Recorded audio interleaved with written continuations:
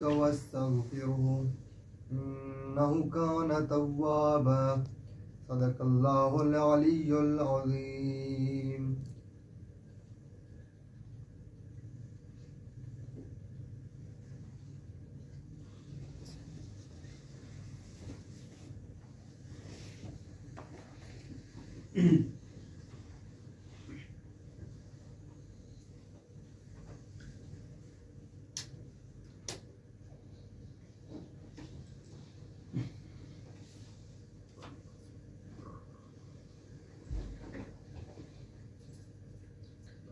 باز بلند صلوات.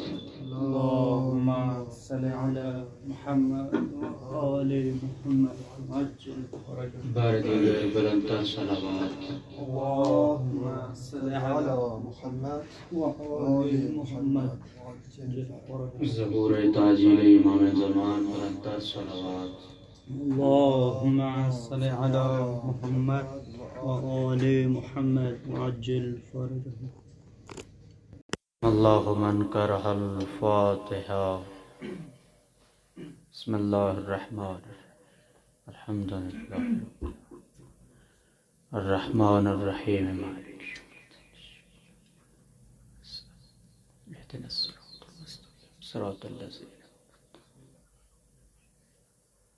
بسم اللہ الرحمن الرحیم.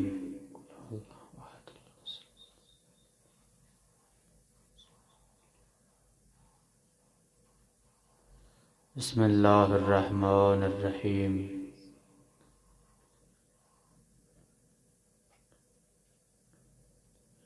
مالک خالق اللہ تجھے اپنی عزت و عظمت و رفعت و جلالت و کریمیت کا واسطہ، آل محمد کا عظیم خالق تجھے اپنی عزت و عظمت کا صدقہ اس کلام پاک کا ثواب، مجلس عزا کا ثواب اور جو بھی ذکر اذکار ہو رہا ہے، مالک انبیاء، اولیاء، اوصیاء، شہداء، صالحین اور بالخصوص جن بانیان مجلس کا اور ان کے مرحومین کے لیے ذمہ لگایا گیا ہے، مرحوم سید آصف شاہ صاحب اور جناب توقیر حسین کے والدین محمد زبان اور وزیرہ خاتون اور منیر حسین کانانی صاحب کے مرحومین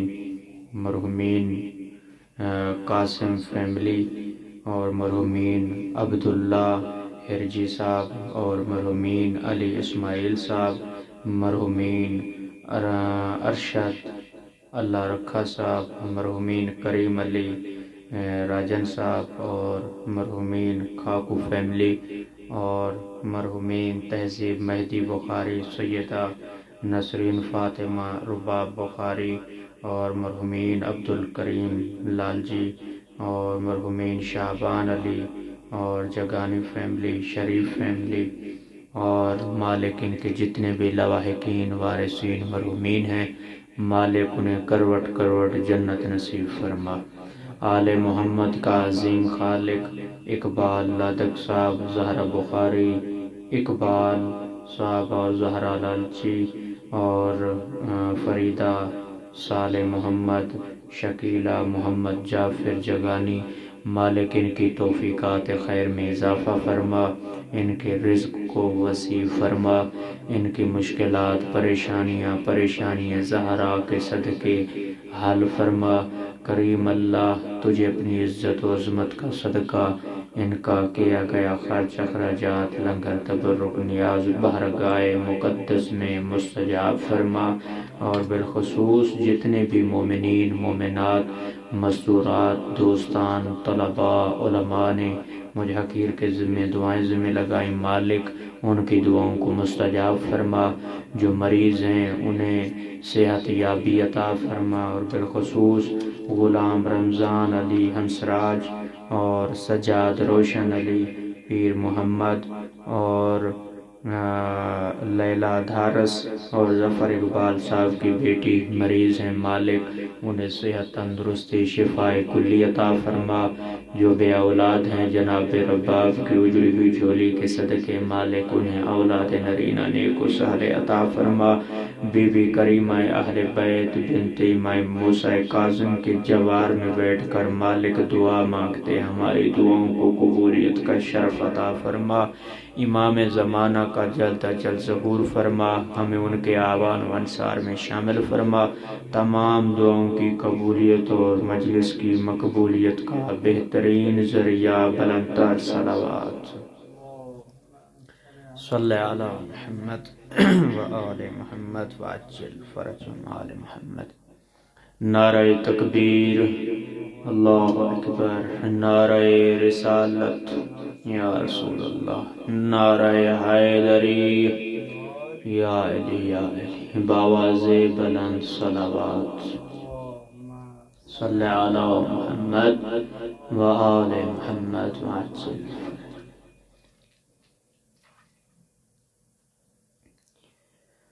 ماشاء اللہ لا حول ولا قوت الا باللہ العلی العظیم. اعوذ باللہ من الشیطان اللعین الرجیم. بسم اللہ الرحمن الرحیم. صلوات. صلی اللہ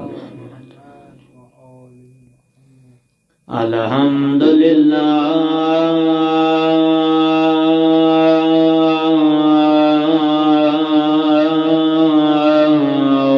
رب العالمین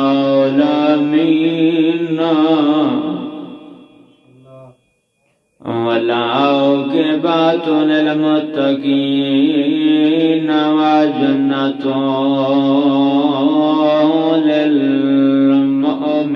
للمؤمنین وآل طیبین والطاہرین المعصومین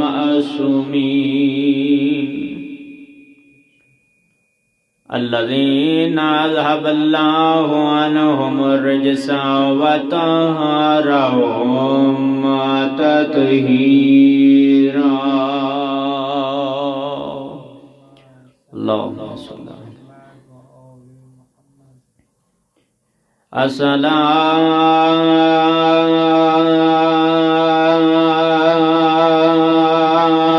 الصلاۃ والسلام علی سیدات الجلیلات المخدومات المظلومات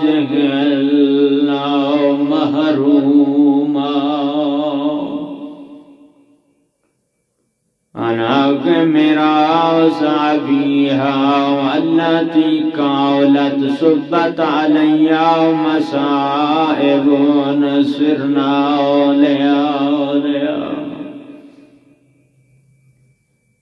رو رو کر کہتی تھی بابا جو مصائب مجھ زہرا پہ آئے اگر دنوں پہ آتے دن راتوں میں تبدیل ہو جاتی. اگر یہ مصائب جو مجھ زہرا پہ آئے اگر پہاڑوں پہ آتے پہاڑ ریزہ ریزہ ہو جاتے. رونے والوں عجیب مصیبتوں میں گرفتار رہی ہے زہرا. جب بھی اٹھتی تھی پسلیوں پہ ہاتھ رکھ کے بلند ہوتی جناب فضا سے مخاطب ہو کے کہتی ہے فضا دعا کر میں اس دنیا سے چلی جاؤں اور جب سے میرا بابا اس دنیا سے گیا ہے لوگ مجھ پر طرح طرح کے ظلم ڈھاتے ہیں، فضا مجھے تو رونے بھی نہیں دیتے۔ ثم صلاۃ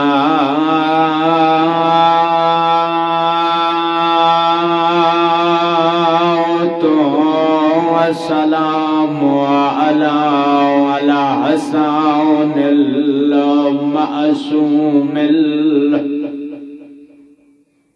المخدوم المظلوم المقتول المسموم۔ رونے والوں بتاتا چلو مسموم اسے کہتے ہیں جسے ایک بار نہیں، دو بار نہیں، تین بار زہر دی گئی ہو، اور جس کے جنازے میں تیر چلائے گئے ہوں وہ ہے غریب حسن والا حسین غریب مظلوم مقتول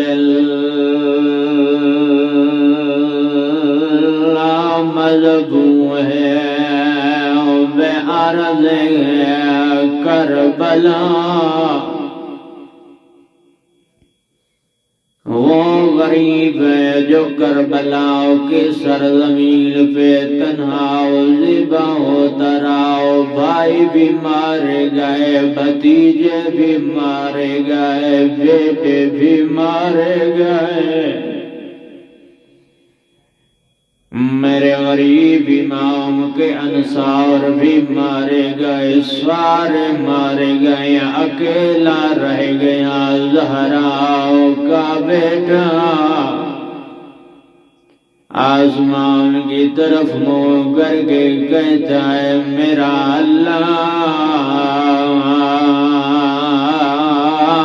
اب تو راضی ہے، اور میرا اکبر بھی مارا گیا، اور میرا غازی بھی مارا گیا، اور میرا قاسم بھی مارا گیا، اور میری بہنوں کی چادریں چھینی گئی۔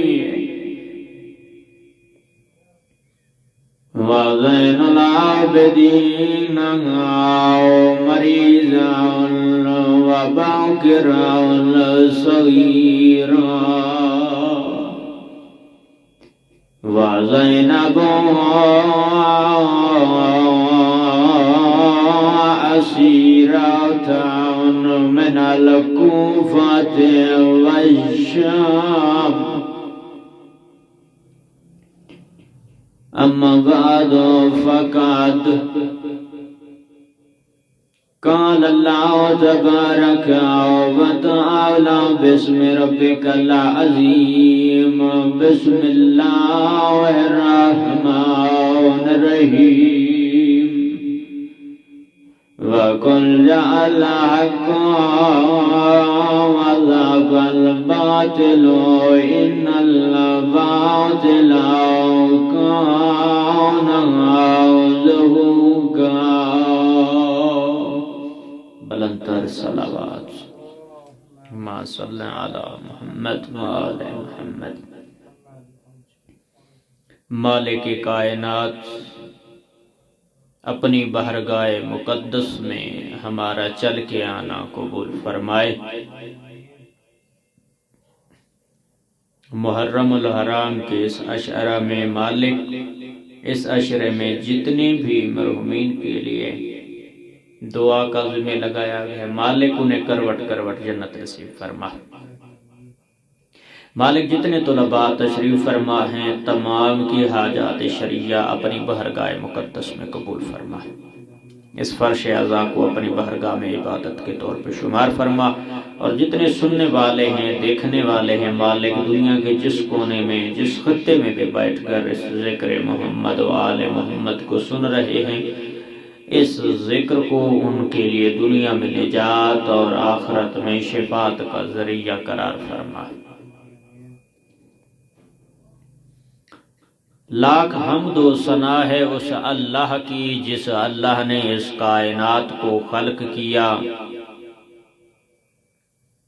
لاکھ حمد و ثنا ہے اس خالق کی جس نے یونس کو مچھلی کے پیٹ میں زندہ رکھا، لاکھ حمد و ثنا ہے اس اللہ کی جو سمندر میں چھپے ہوئے پتھر کے نیچے موجود کیڑے کو بھی غذا اور رزق عطا کرتا ہے، لاکھ حمد و ثنا ہے اس اللہ کی جس نے مجھے انسان خلق کیا، انسان خلق کرنے کے ساتھ ساتھ مجھے اشرف المخلوقات بنایا، اور نہ صرف یہ کہ مجھے اشرف المخلوقات بنایا بلکہ انسان بنانے کے ساتھ ساتھ اشرف المخلوقات بنانے کے ساتھ ساتھ مجھے مسلمان پیدا کیا۔ صرف اس حد تک بھی شکر محدود نہیں ہوتا میرے خالق لم یزل کا، بلکہ اس اللہ نے سب سے پہلے مجھے احسن تقویم کے طور پر ایک احسن خلائق میں سے ایک عظیم خلقت کے طور پر انسان خلق کیا، انسانوں میں سے پھر اس جنس میں سے اللہ نے مجھے اشرف المخلوق بنایا، اشرف المخلوق بنانے کے ساتھ اللہ نے مجھے مسلمان بنایا، اور پھر میرا مالک اس سے بھی کہیں زیادہ میں تیرا شکر ادا کرتا ہوں، تو نے مجھے علی والا بنایا ہے، مجھے شیعہ بنایا ہے، مجھے جعفری بنایا ہے، مجھے فقہ محمد و آل محمد سے منسوب کر کے ایک عظیم مرتبہ عطا کیا۔ سامعین و ناظرین کرام، جتنا بھی اس خالق لم یزل کا شکر ادا کریں بہت کم ہے، لیکن مالک کہتا ہے میرا بندہ میرا بہت زیادہ شکر ادا کیا کر، چونکہ مجھ اللہ کو تیرا شکر کرنا بہت پسند ہے، کیونکہ وہ چاہتا ہے کہ اس کی مخلوق اس کا شکر ادا کرے، اور یہ شکر ادا کرنا ہمارا حق ہے۔ اور سچا اور حقیقی بندہ بھی وہ ہوتا ہے جو اپنے حق کو ادا کرے، اسے عادل کہتے ہیں۔ اور عادل کی اگر تعریف کی جائے تو اسے یوں لفظوں میں پرویا جائے گا، یوں سمیٹا جائے گا کہ جس چیز کا جہاں پر جو مقام ہو اسے وہی مقام دے دینا حق کو عادل کہلاتا ہے۔ اور ہر انسان اپنی زندگی میں اگر انصاف کا اور حق کا پیروکار ہے تو اسے چاہیے کہ جو دینے والا ہے اس کا شکر ادا کرے، اور ہمارا موضوع یہی حق ہے جس میں ہم نے ذکر کیا وَقُلْ جَاءَ الْحَقُّ، کو کہہ دو کہ حق آشکار ہو کر رہے گا، حق چھا جائے گا، حق کبھی بھی جو ہے وہ مغلوب نہیں ہوگا، بلکہ باطل مغلوب ہو کر رہے گا، مٹ جائے گا، ختم ہو جائے گا، ضائع ہو جائے گا، کبھی بھی آشکار نہیں ہو پائے گا حق کے مقابلے میں، کیونکہ حق کی ضمانت خدا نے دی ہے۔ اور اسی حق کے ضمن میں ہم نے گزشتہ مجالس میں بھی ذکر کیا ہے کہ حق میں ہمارا حق کے چاہت خدا کے ساتھ کیا ہے اور ہماری چاہت کیا ہے۔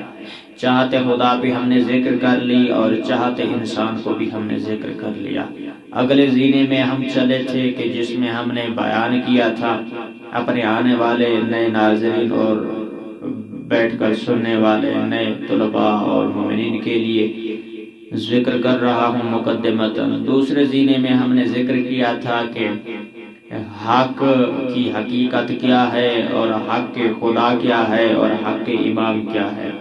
جو رسول نے کہا الحق مع علی و علی مع الحق، کے حق علی کے ساتھ ہے، علی حق کے ساتھ ہے، تو علی کے ساتھ حق کیسے ہے اور اس کی وجہ، اس کے دلائل کیا ہے، اور عظمت علی کا حق کیا ہے، اور اطاعت پیروی علی کا حق کیا ہے، اور خدا کے فرمان کی اطاعت کا حق کیا ہے۔ اس کے بعد ہم نے اپنے اگلے زینے کی طرف قدم بڑھایا کہ حسین بھی حق ہے، وَقُلْ جَاءَ الْحَقُّ، کہ حق آ کر رہے گا، غالب ہو کر رہے گا، باطل مغلوب ہو جائے گا، زیر ہو جائے گا۔ تو حسین تھا حق اور یزید تھا باطل، اور حق آشکار ہو کر رہا۔ اور آج کا ہمارا زینہ جس کو ہم ایک سیڑھی آگے لے کر چلیں گے وہ یہ ہے کہ حق اور اطاعت حق کیا ہے، کہ آل محمد کی اطاعت کرنے والوں نے ان کی اطاعت کا حق کیسے ادا کیا، ان کی پیروی کیسے کی، اپنے آپ کو ان کمالات اور صفات محمد و آل محمد کا پیروکار کیسے بنایا۔ تاریخ میں کافی سارے ہمارے پاس ایسے گزینے موجود ہیں، جیسا ہم نے ذکر بھی کیا تھا کہ اطاعت کو اگر ہم 3 رشتوں میں بیان کریں تو ایک اطاعت ہوتی ہے جو خون کا رشتہ ہو، تو آپس میں ہم ایک دوسرے کے حکم کو مانتے ہیں، ایک دوسرے کی بات کو مانتے ہیں۔ جیسے مثلا مجھے میرا باپ چاہے وہ مسلمان ہو، چاہے وہ اہل سنت سے تعلق رکھتا ہو، دیوبندی سے تعلق رکھتا ہو، یا کسی غیر مذہب سے بھی تعلق رکھتا ہو، اگر وہ مجھے حکم دے گا تو میں اطاعت کروں گا۔ کیونکہ درمیان میں رشتے کو حائل کروں گا کہ کیونکہ وہ میرا باپ ہے، یعنی یہ ایک خونی رشتہ ہے، اس خون کے رشتے کی وجہ سے میں اس کی اطاعت کرنے پر، اس کا مطیع بننے پر مجبور ہو جاؤں گا۔ اور ایک دوسرا رشتہ ہے جو خون کا رشتہ نہیں ہوتا، جس میں کوئی ریلیشن نہیں ہوتا، کوئی تعلق نہیں ہوتا، کوئی واسطہ نہیں ہوتا، کوئی دوستی نہیں ہوتی، کوئی جان پہچان نہیں ہوتی، پھر بھی اگر کوئی امر آ جائے، کوئی حکم آ جائے تو وہ بندہ اس کی اطاعت کرتا ہے۔ یہ ایک بغیر خونی رشتے کے ایک تعلق اور ایک اطاعت کا رشتہ ہے۔ اور تیسرے نمبر پر جو اطاعت کا زینہ ہے اور پیروکاری کا معیار ہے وہ ہے انسان کے ایمان کا معیار، کہ جب انسان اپنے، میں نہیں کہتا وہ شیعہ ہو، وہ مسلمان ہو، وہ کافر ہو، وہ یہودی ہو، وہ نصرانی ہو، کسی بھی مذہب و مسلک و فقہ سے تعلق رکھتا ہے، وہاں پر چاہے وہ باطل ایمان باطل رکھتا ہے یا ایمان حق رکھتا ہے، اس سے ہمیں غرض نہیں ہے، لیکن جس مذہب کا بھی عقیدہ رکھنے والا ہے وہ ایمان کی بنیاد پر اطاعت کرے گا۔ تو آئیے ہم پہلے چلتے ہیں اس زینے کی طرف کہ جس میں رشتہ داری ہے اور اطاعت کرنی ہے۔ تو وہاں پر ہمارے پاس نوح نبی کا بیٹا، جیسا کہ ہم نے ذکر کیا تھا کہ نبی نے کہا بیٹا آ جاؤ کشتی میں سوار ہو جاؤ، بیٹے نے کہا بابا میں سوار نہیں ہوگا، تمہاری کشتی ہے گہرائی میں ہوں پہاڑ کی چوٹی پر، اگر میں سوار ہو گیا تو میں بھی تمہارے ساتھ ڈوب جاؤں گا۔ وہاں پر بیٹے نے باپ کی نافرمانی بھی کی اور نبی کے حکم کی نافرمانی بھی کی۔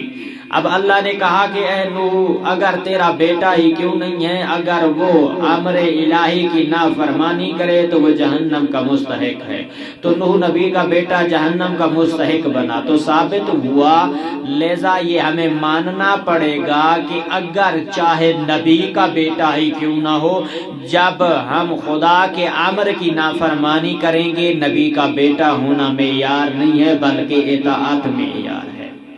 اطاعت کا حق یہ ہے کہ یہ دیکھا جائے کہ وہ امر کون دے رہا ہے یا امر کس کا دے رہا ہے۔ وہ امر الہی ہے، اگر امر الہی کی نفی کی جائے تو خدا کی ذات فرماتی ہے، خدا فرماتا ہے کہ وہ بندہ جہنم کا مستحق ہے۔ جس طرح نوح نبی کا بیٹا رشتہ تھا، نبی کا بیٹا تھا، لیکن اللہ نے معیار خونی رشتے کو نہیں دیا، بلکہ کہا اگر میری اطاعت کرتا تو اہل بہشت میں سے شمار ہوتا۔ جب اس نے میری نافرمانی کی ہے تو چاہے وہ نبی کا بیٹا ہی کیوں نہ ہو، وہ جہنم کا مستحق ہے۔ یہاں پہ ہو گئی ایک خونی رشتہ ہو گیا۔ اب دوسرے زینے میں ایک ایسا اطاعت کا زینہ ملتا ہے کہ جس کی مثال کائنات میں نہیں ملتی۔ جناب سلیمان فارسی، کون ہے سلیمان؟ میں کہتا رہتا ہوں کہ اگر علی عبادت کا ارادہ کرے، نماز کا ارادہ کرے تو پانی لے آنے والی شخصیت کا نام ہے سلیمان۔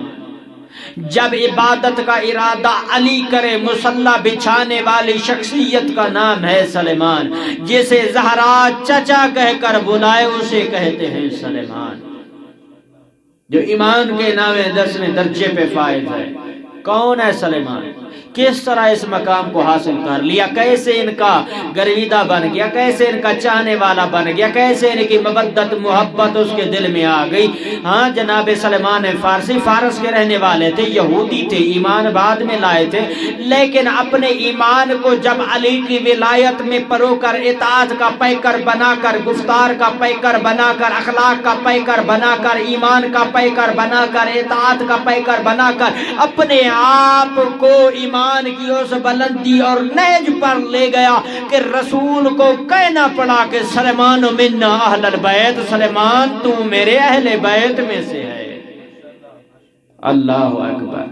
یعنی یہاں پر سلیمان رسول کا چچا زاد نہیں تھا، سلیمان رسول کے خاندان میں سے نہیں تھا، رشتہ داروں میں سے نہیں تھا، اقربا میں سے نہیں تھا، دوستوں میں سے نہیں تھا، کچھ بھی نہیں تھا، بس صرف مصطفیٰ کا کلمہ پڑھا، خدا کی وحدانیت کا اقرار کیا، علی کی ولایت کا اقرار کیا، اپنے ایمان کو اس نہج پر لے گیا، اطاعت کی اس زینے پر لے گیا، فرما برداری کے اس لیول پر لے گیا کہ رسول کو کہنا پڑا سلیمان من اہل البیت، سلیمان تو میرے اہل بیت میں سے ہے۔ کیوں؟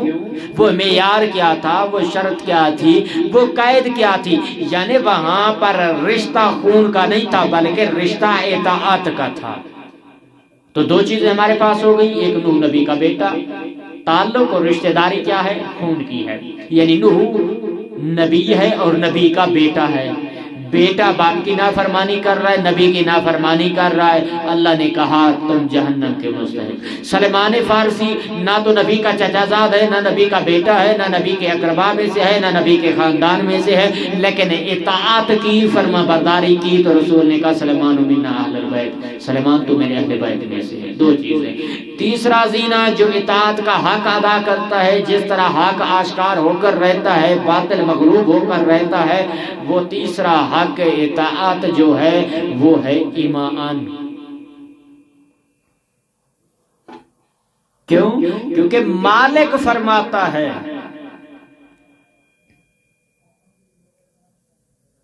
کہ تم اپنے اندر پرہیزگاری لے آؤ، اپنے اندر تقوی لے آؤ، اپنے آپ کو ایمان سے مزین کر دو۔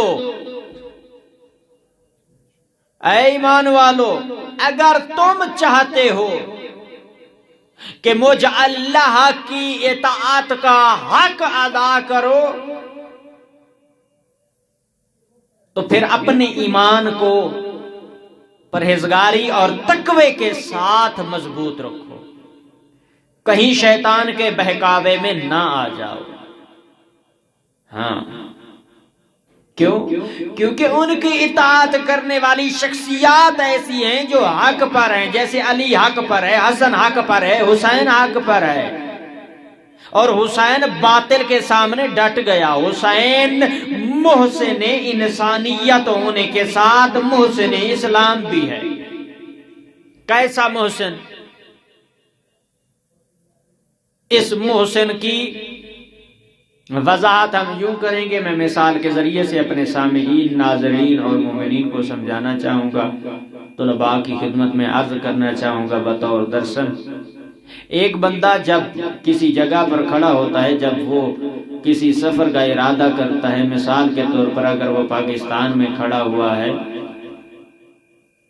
دیکھنا یہ کہ حق کے راستے کو ہم نے کیسے پہچاننا ہے، حق کی ڈائریکشن ہمیں کہاں سے ملے گی، ہم اپنے آپ کو کیسے اتھینٹک مضبوط بنا سکتے ہیں کہ ہمارے پاؤں جب جائیں ہاتھ، جب حق ہمارے سامنے ہو تو حق کے سامنے باطل جتنا بھی طاقت رکھتا ہو، ہمارے پیر اور ہمارا ایمان اور ہماری طاقت اور ہمارا خون اور ہماری آنکھیں اس طرح سے مضبوط ہو جائیں کہ خدا کی ذات کے خوف کے علاوہ ہمیں کائنات میں کسی چیز کا خوف نہ ہو۔ لیکن یہ خوف کب نہیں آئے گا، تب نہیں آئے گا جب تیرا ایمان مضبوط ہوگا اطاعت خدا کے ساتھ۔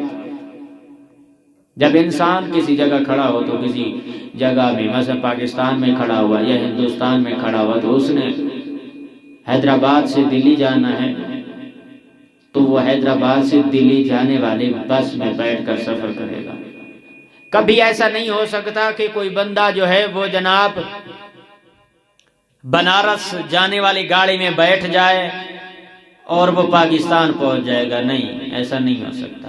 یا کوئی بندہ لاہور جانا چاہتا ہے تو لاہور والی گاڑی میں بیٹھ کر وہ کہے، اندر کوئی بندہ اس سے پوچھے کہ جناب کہاں جا رہے ہیں، تو وہ لاہور والی گاڑی میں بیٹھ کر کہے جناب میں کراچی جا رہا ہوں، تو اندر پوچھنے والا بندہ جواب دینے والے کو بے وقوف اور احمق سمجھے گا، کہے گا کہ گاڑی ہے لاہور کی اور جا رہا ہے بندہ کراچی۔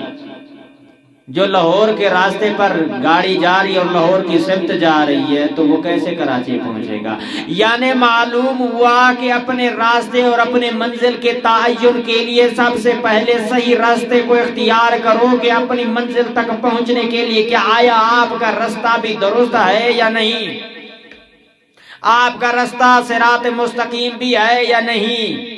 ہاں، جب حق کے پیچھے چلنا ہے، کہ جب رسول نے کہا تھا علی حق کے ساتھ ہے، جب علی کے راستے پر چلنا ہے، حق والے راستے پہ چلنا ہے، صراط مستقیم پہ چلنا ہے، تو منزل ہمیں پتہ ہے، ہماری منزل ہے جنت اور ہمارا راستہ ہے علی کا راستہ۔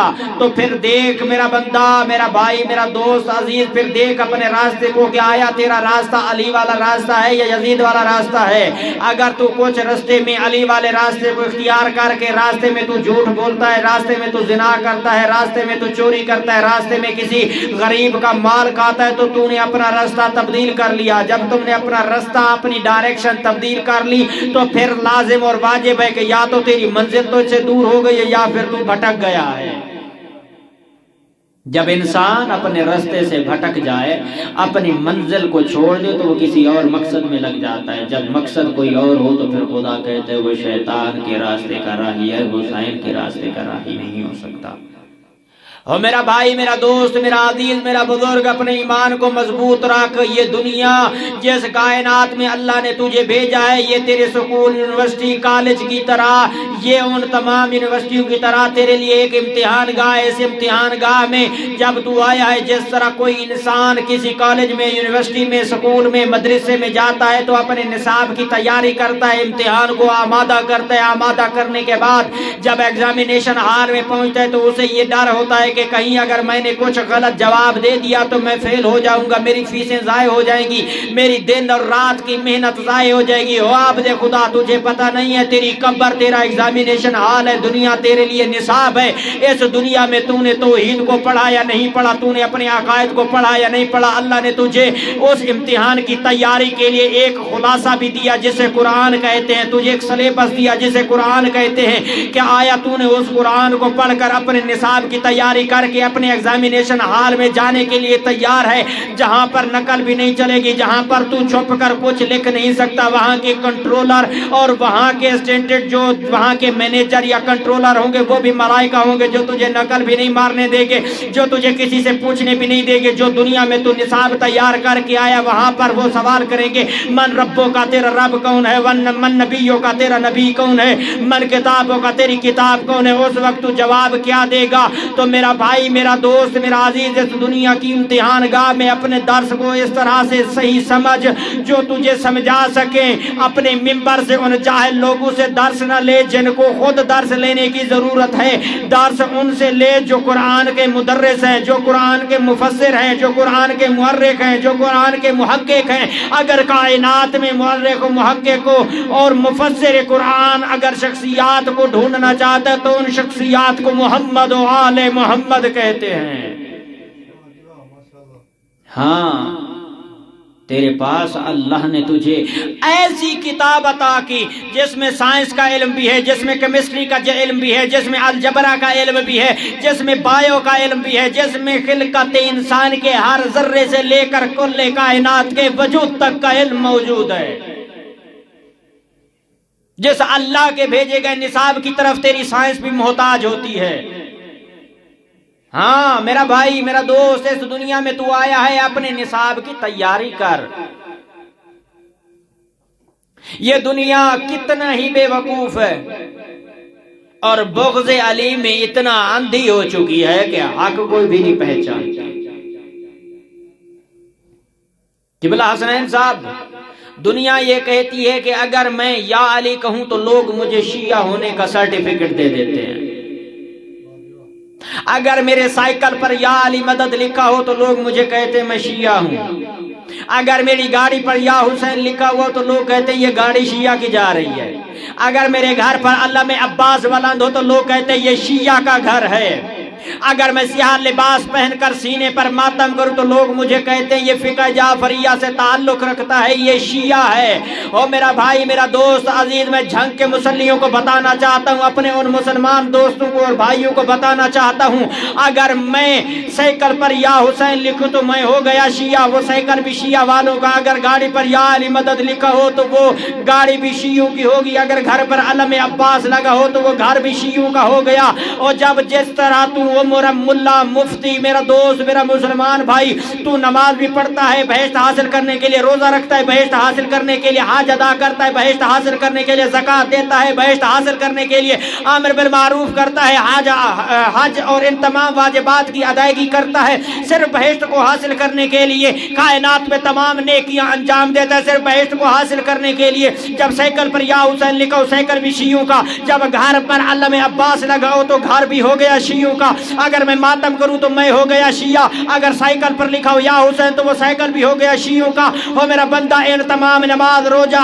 حج، زکوٰۃ، تمام چیزوں کو ادا کرنے کے بعد تو ان کا معاوضہ طلب کرتا ہے بہشت۔ جب بروز محشر بہشت میں جانے لگے گا تو اس وقت موجود وہاں پر علی کھڑا ہوگا بے نفس نفیس، جس علی سے تو رکھتا ہے بغض، جس علی کو تو نہیں مانتا، جس علی سے رکھتا ہے دشمنی، جس جگہ پر علی لکھا ہو وہ چیز بن جاتی ہے شیعوں کی، اگر سائیکل پر لکھا ہو وہ سائیکل ہو گیا شیعوں کا، اگر گھر پر لکھا ہو تو وہ گھر ہو گیا شیعوں کا، اگر گاڑی پر لکھا ہو تو وہ گاڑی ہو گئی شیعوں کی۔ جب جنت کے دروازے پر بے نفس نفیس علی موجود ہوگا تو وہ جنت بھی ہے شیعوں کی۔ اس وقت کیا کرے گا؟ اس وقت کیا کہے گا؟ جس علی سے تو بغض رکھتا ہے، جس علی سے تو منافقت رکھتا ہے، ہاں وہاں پر اگر تیرے پاس علی نہیں ہوگا تو علی کے بغیر جنت کا ٹکٹ دینے والا علی ہے، جنت کو تقسیم کرنے والے جوانان جنت کے سردار حسنین ہیں۔ ہاں یہ حق کا راستہ ہے، یہ حق گوئی کا راستہ ہے۔ نظام الدین چشتی اہل سنت کا بہت بڑا مورخ، بہت بڑا تاریخ دان، ایک جگہ بیٹھا ہوا تھا، ایک آدمی آیا، نظام الدین ولی ہے، اور وہ بندہ آ کر نظام الدین سے سوال کرتا ہے، توجہ ہے نا مولانا اشفاق صاحب،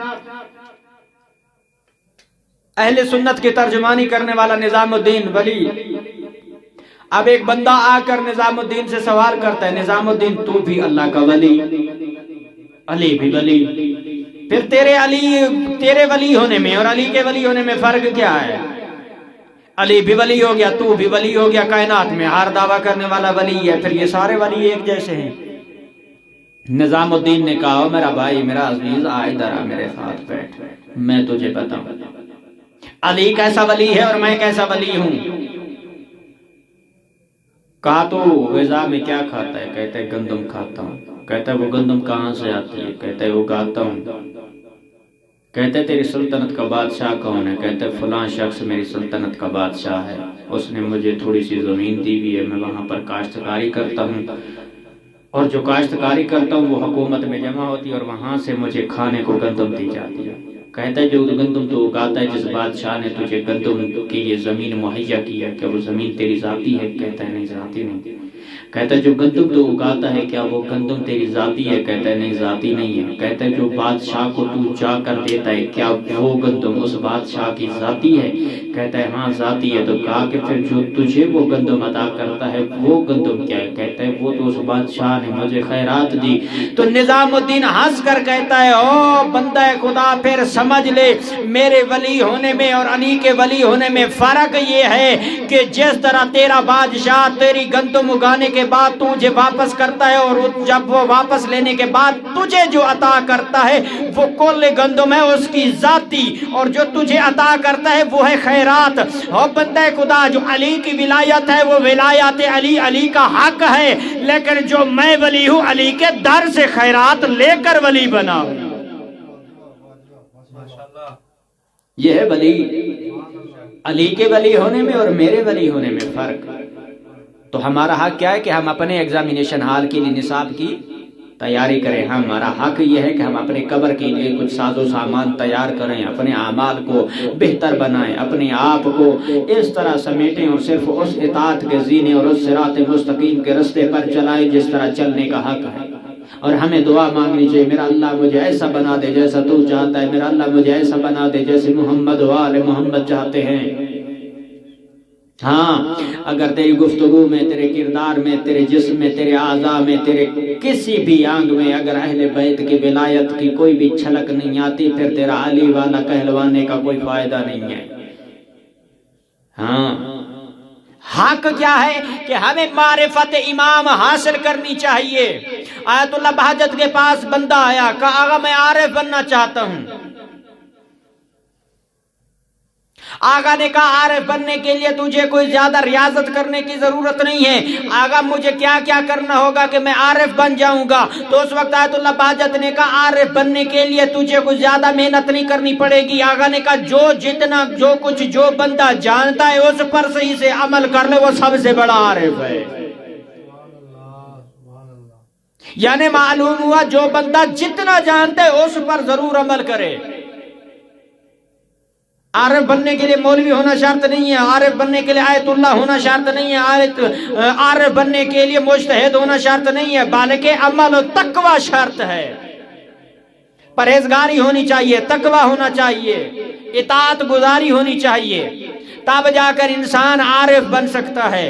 آیت اللہ بہجت کوئی عام شخصیت نہیں ہے۔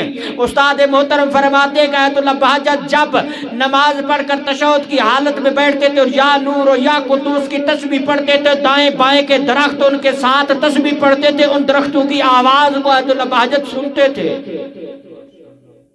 کیوں؟ اس کی وجہ کیا ہے؟ یعنی ان کا عمل اس معیار پر تھا، ان کا عمل، ان کی اطاعت اس معیار اور اس لیول اور اس نہج اور بلندی پر تھی۔ استاد فرماتے ہیں جب بھی ہم ملنے جاتے تھے آیت اللہ بہجت کو تو آیت اللہ بہجت ہمیشہ اپنی آنکھیں جھکا کر رکھتے تھے۔ ان سے سوال کیا گیا آگا آپ ہمیشہ اپنی آنکھیں جھکا کر، سر جھکا کر کیوں بیٹھے ہوتے؟ تو فرمایا کہ جیسے ہی میں آنکھیں اوپر کرتا ہوں، سر اونچا کرتا ہوں اور کسی کو دیکھنے کی کوشش کرتا ہوں تو مجھے کوئی خنزیر، کوئی کتا، کوئی سور نظر آتا ہے۔ اللہ اکبر! یعنی اللہ کی ذات کی اطاعت اس طرح سے کرو جس طرح کرنے کا حق ہے، اس طرح سے کرو جس طرح علی نے کہا، جس طرح حسن نے کہا، جس طرح حسین نے کہا، جس طرح سجاد نے کہا، جس طرح محمد باقر نے کہا، اس طرح سے اطاعت کرو۔ تو اللہ کہتے تمہاری آنکھوں سے پردہ ظاہری بھی ہٹا دوں گا، سماعت ظاہری بھی میں ہٹا دوں گا، تم اللہ کے ان رازوں کو اور اس نجوہ اور سرگوشی کی گفتگو کی آواز کو سن سکو گے۔ ان آنکھوں سے دنیا کے ظاہری پردے تمہارے سے ہٹا دیے جائیں گے اور اللہ کی تمام نعمت معنوی اور نعمت ظاہری کا نظارہ کر سکو گے۔ ہمارے ہاں پاکستان ہندوستان میں یہ جملہ مشہور ہے، جی وہ تو جناب سلیمان، ہم کجا وہ کجا، میں کوئی سلیمان تھوڑی ہوں، میں کوئی علی تھوڑی ہوں۔ او بھائی تو علی نہیں ہے، سلیمان نہیں ہے، لیکن سلیمان جیسا بننے کی کوشش تو کر۔ ہاں اپنے آپ کو اس راستے کا راہی بنا تو صحیح۔ یہ صحابہ جن کو ہم علی کا صحابی کہتے ہیں، رسول کا صحابی کہتے ہیں، کوئی عام شخصیات نہیں ہے۔ جناب سلیمان فارسی، جناب ابو ذر، جناب میثم، جناب حبیب بن مظاہر، کون ہے یہ شخصیات؟ یہ وہ شخصیات ہیں جنہوں نے یہ بھی امر امامت سننے کے بعد نہ سوچا کہ اس کا نتیجہ کیا ہوگا. کیوں؟ کیونکہ صرف لبیک کی حالت و کیفیت میں کھڑے رہتے کہ مولا حکم دیں اور ہم صرف عمل کریں. ابو ذر بے ذر تھا، جب علی کے در پہ آیا تو انہوں نے گو ذر بنا دیا. کون ہے ابو ذر؟ رسول فرماتے آسمان نے جس پر سایہ نہ کیا ہو، چھت نے جس کا، زمین نے جس کا وزن نہ اٹھایا ہو، اور ہوا نے جس کو بھانپ نہ سکا ہو، اس جیسا صادق جو صرف اور صرف ابو ذر غفاری ہے. ہاں، ابو ذر غفاری مولا کا بہترین صحابی، متقی صحابی، پرہیزگار صحابی، عالم صحابی، فقیہ صحابی، جنہوں نے اپنی اطاعت اس طرح سے اپنا شعار بنا لیا تھا، میں علی کا ماننے والا ہوں، میں علی کا مرید ہوں، میں علی کا غلام ہوں. ہاں،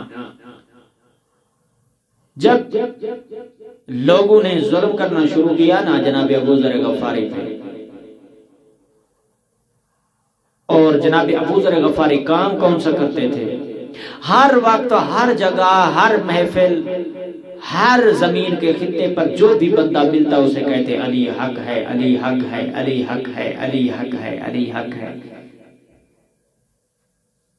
ہم نے کہا نا کہ ہمارا موضوع حق کی طرف ہے، کہ حق کے راستے کی طرف ہمیں کون لے جائے گا، حق کی ڈائریکشن کون بتائے گا، حق والے کیسے ہوتے، حق بتانے والے کیسے ہونے چاہیے، اور کن سے ہم نے حق لینا ہے. تو آئیے آج ہم جناب ابو ذر غفاری سے حق لیتے کہ انہوں نے کیا قربانیاں دی اس حق کو بیان کرنے کے لیے. جس گلی میں جاتے کہتے علی حق ہے، جس گھر میں جاتے کہتے علی حق ہے، جس زمین پر جاتے کہتے علی حق ہے. بادشاہ وقت پریشان ہو، اس نے کہا اگر یہ اس طرح علی حق علی حق علی حق کرتا رہا تو میری تو حکومت کو خطرہ پڑ جائے گا. اس نے جناب ابو ذر غفاری کو جلا وطن ہونے کا حکم دے دیا. کہا ابو ذر غفاری یا تو جلا وطن ہو جاؤ یا تم مار دیے جاؤ گے. جناب ابو ذر غفاری اپنی جان بچانے کے لیے وہاں سے جلا وطن ہو، اپنی بیوی کو لیا، اپنے بیٹے کو لیا، اپنی بیٹی کو لیا، اور خود ایک چھوٹا سا کاروان بنا کر چلے. ابھی چند دن رہتے تھے کہ وہ ارادہ کرتے، سفر کا ارادہ کرتے، ان کی بیوی کو مار دیا گیا. جناب ابو ذر غفاری جتنا وقت بھی اس سرزمین پر جو بھی بندہ ملتا رہا، جناب ابو ذر غفاری رکے نہیں، بلکہ کہتے رہے علی حق ہے، علی حق ہے، علی حق ہے، علی حق ہے، علی حق ہے. پھر ان کے بیٹے کو مار دیا گیا. جناب ابو ذر غفاری اکیلے تنہا اور اپنی بیٹی کو لے کر جلا وطن ہونے لگے اور سفر کا ارادہ کر کے اس شہر سے نکل گئے. چند دن سفر کرنے کے بعد ایک جنگل اور بیابان میں پہنچے. کھانے کو ساز و سامان ختم ہونے والا تھا،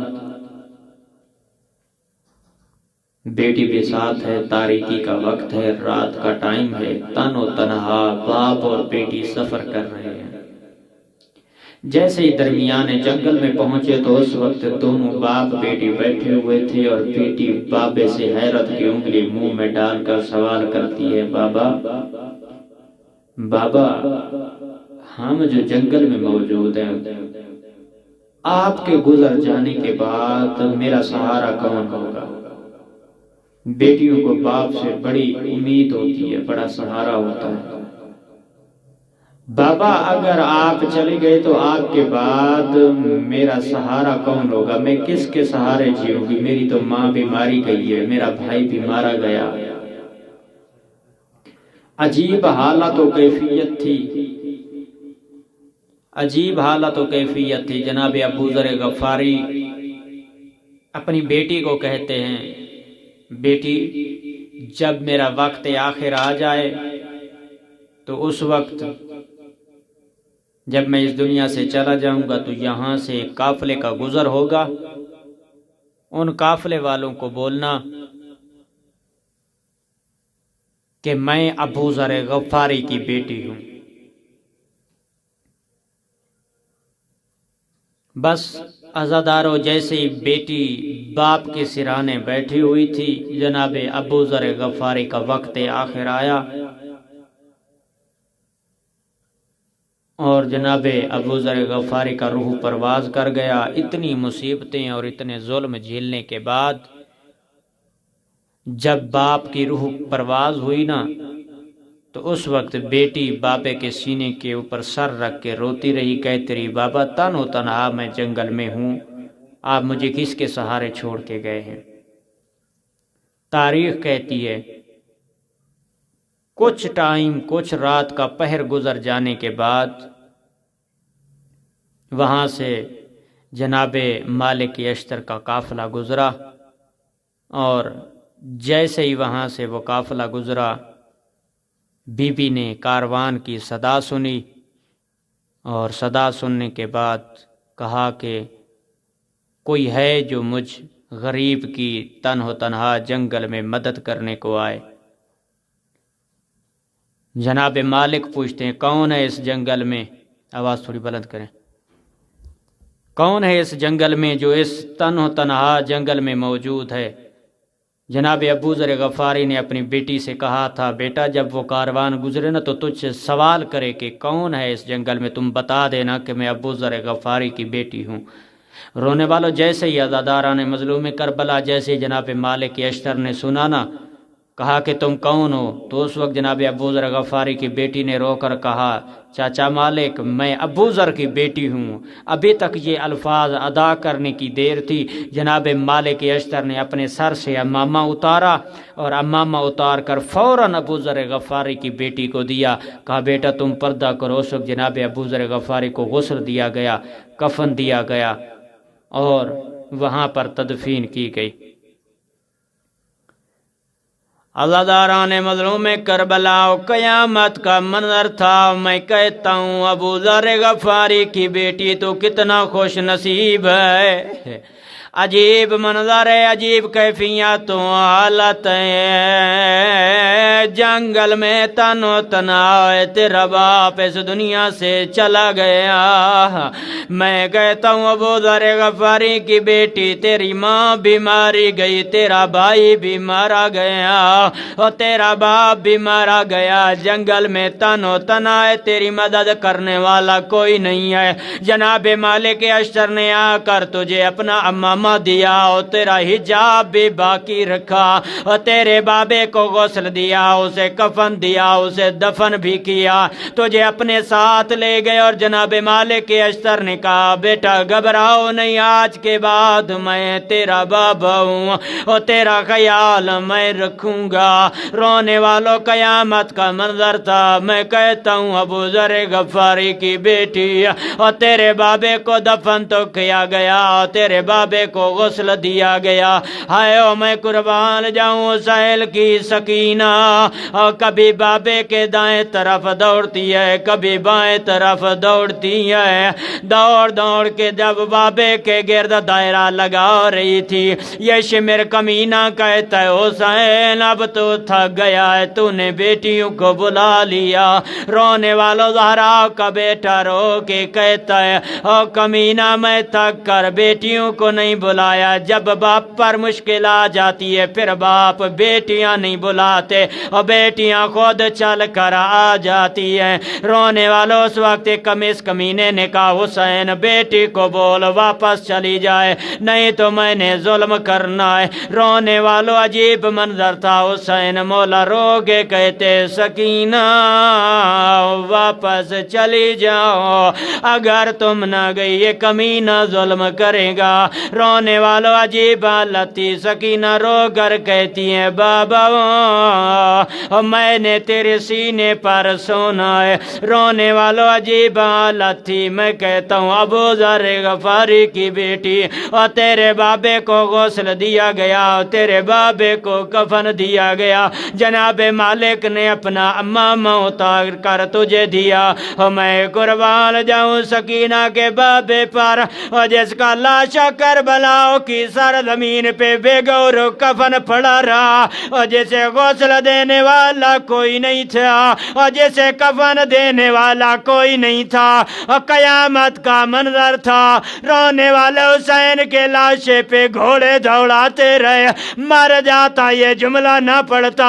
تاریخ کہتی ہے حسین کے جسم کے اتنے ٹکڑے ہو گئے، زہرا کربلا میں آ کر کہتی ہے آئینہ آئینہ حسین، ہاں میرا حسین تو کدھر ہے؟ صاحب مقتل لکھتا ہے حسین کے جسم کے ٹکڑے سے کبھی آواز آتی، کہتا ماں میں ادھر ہوں، کبھی اس ٹکڑے سے آواز آتی اماں میں ادھر ہوں۔ میں کہتا ہوں ابو ذر غفاری کی بیٹی کتنا خوش نصیب ہے، اور جنگل میں تیری مدد کرنے کو جناب مالک آئے، اور مسافر شام علی کی بیٹی اور جب جنگل کے سفر طے کرتی تھی، اور ظالم اتنا ظلم کرتے تھے، اور کبھی زینب کی کمر پر تازیانے مارتے، علی کی بیٹی کے رخسار زخمی ہو گئے، علی کی بیٹی کی کمر زخمی ہو گئی۔ اللہ لعنت اللہ علی القوم الظالمین وسيعلم الذين ينقلبون۔ اللهم صل على محمد وآل محمد۔ بسم اللہ الرحمن الرحیم۔ اللہم کن ولیک الحجۃ ابن الحسن علیہ السلام صلواتک علیہ وعلی آبائہ فی هذه الساعة وفی کل ساعة من ساعة اللیل والنہار ولیا وحافظا وقائدا وناصرا ودلیلا وعینا حتی تسکنہ ورزقاتہ ان وتمتعہ فیہا طویلا۔ یا رب محمد وآل محمد وعجل فرجہم آل محمد۔ مالک اس مجلس اعزا کا ثواب، مالک تلاوت قرآن کا ثواب، انبیاء اولیاء وصیاء شہداء صالحین اور بالخصوص امام زمانہ کی خدمت میں عرض کرتے مالک ان سے جو ہدیہ و ثواب موصول ہو، جتنی بھی بانیان مجلس ہیں، مومنین سادات غیر سادات نے مجھے حقیر کے ذمہ لگایا، مالک ان کے مرحومین کی ارواح کو احسال فرما۔ کریم اللہ تجھے اپنی عزت و عظمت کا صدقہ آل محمد کا عظیم خالق ہماری دعاؤں کو مستجاب فرما، ہمارے گناہوں کو معاف فرما، ہمیں حسین علیہ السلام کی زیارت نصیب فرما، ہمیں ان کی شفاعت نصیب فرما، امام زمانہ کا جلد از جلد ظہور فرما، ہمیں ان کے آوان و انصار میں شمار فرما، علم و عمل کی صحیح توفیق عنایت فرما، اپنی تمام دعاؤں کی قبولیت اور مجلس کی مقبولیت کا بہترین ذریعہ بلند تر صلوات۔ اللہم صلی علی محمد و آل محمد وعجل فرجہم۔